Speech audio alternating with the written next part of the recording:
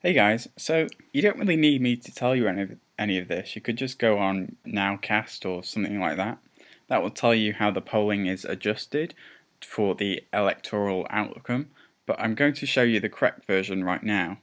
So if you look at the FBI investigation going on right now, the shy Trump supporters, extra, there is evidence to believe that the polling is rigged. Is that a controversial statement? I guess not this year. Some would say it is, some would say it's not, whatever. So right now you're looking at the mainstream media map, and as you can see, it's all blue coloured. You'll get the states that are considered swing states, the states that aren't coloured in, and right now you can see Hillary is at Obama's numbers.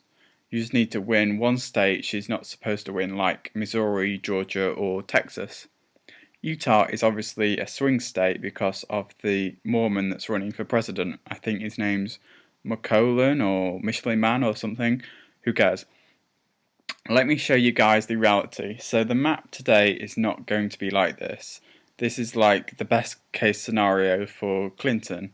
One thing you have to look at is the trends, and the trend is Hillary being up 2% of Trump by election. So by election day, Clinton's average polling should be about 2% above Trump by election day. So what does that mean? Well, number one, he's going to win Arizona and he's going to win Ohio and Iowa. Nebraska, no district will be taken. Then obviously Florida, North Carolina, those are going to be very swing states. Same with Nevada. So currently Clinton still leads, but whatever. So this is the map that I think a lot of people in the mainstream media keep talking about. He's got to win all the swing states, and then on top of that, if he were to win all of them and take one away, like from Clinton, like Michigan or PA or New Hampshire or Virginia or Colorado, if he were to win one of those and the swing states, he would win.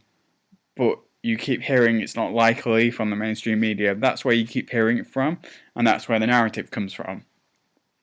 So that's the trend, and if that trend continues, he's going to win Nevada, North Carolina, and Florida.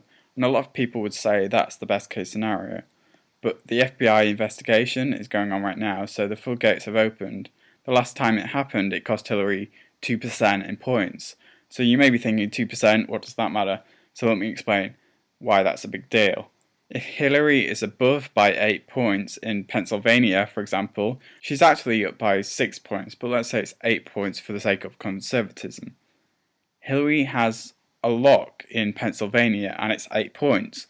So if the trend continues and Trump gets 2 points and the recent FBI scandal adds another 2 points on top of that, 2 plus 2 is 4, so he'll be 4 points higher nationally than what he is now. So what does that mean?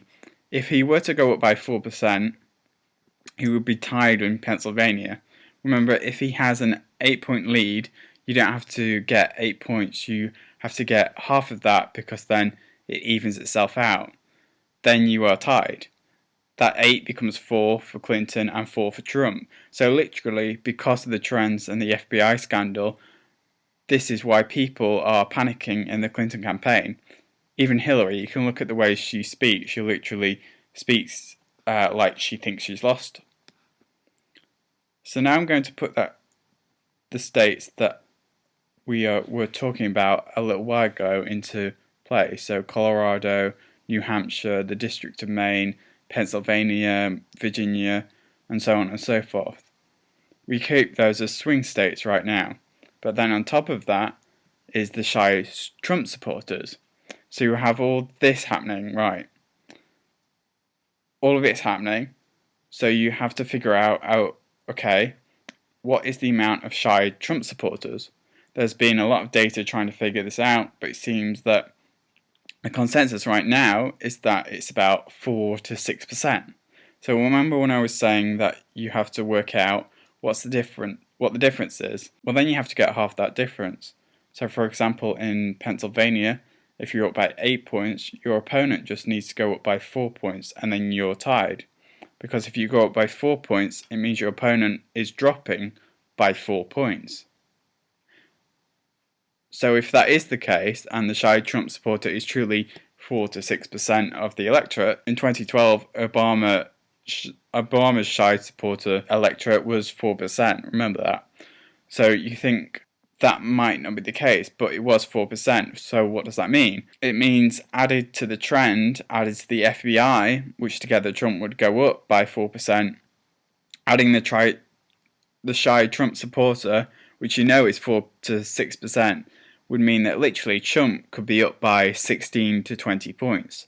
16 to 20 points after the election is over. It could literally be that big of a difference. So first of all, let me show you the conservative map of what I would consider being the minimum of that estimate. So Colorado, Pennsylvania, Virginia, New Hampshire, Maine, Michigan, Wisconsin, Minnesota, New Jersey, Connecticut, Rhode Island. So that's basically what the map looks like. So it just so happens to be a Trump landslide. When you add in the minimum Trump supporter, you just for the trend taking place, and you add in the FBI scandal, then he's winning by a landslide. But this is still the conservative part. This is assuming the shy supporter is 4% like Obama, but there's actually more evidence saying it's 6%, which is not totally unheard of. In the 40s, for example, Harry Truman everyone thought was going to lose, but he had 10% of shy supporters. Harry Truman in 1948 would have had the same 20-point difference that Trump would have today. This is very similar to what is going on today to the 1948 election, and everyone thought Thomas Dewey was going to win. But actually Trump is going to win the same way as Harry Truman won. So let me show you guys the other states. So this is assuming he gets the other 2% added to the shy Trump supporters. Oregon, Washington and Illinois are swing states. New Mexico, Maine does not win. Maine does not win Hawaii. Those people in Hawaii, they don't like him. So he wins Delaware, and that's the map. So those could go either way. There's one more swing state though.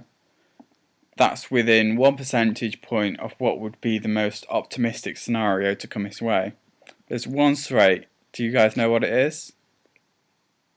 Nope. It's going to be New York. New York will have a 1.5 lead in favour of Clinton. But that's also, again, in the margin of error from what we know. So literally, New York will be a swing state. This is the absolute best map you will see for Trump. Do I think this will happen? I have no idea. I think it's going to be between that 373 electorate vote and his 452. It would be crazy if this would happen. I don't get to say either way, because as you can probably tell, I'm British. But thanks for watching. I mainly do comedy, I do some politics, so make sure you subscribe and check out my other videos.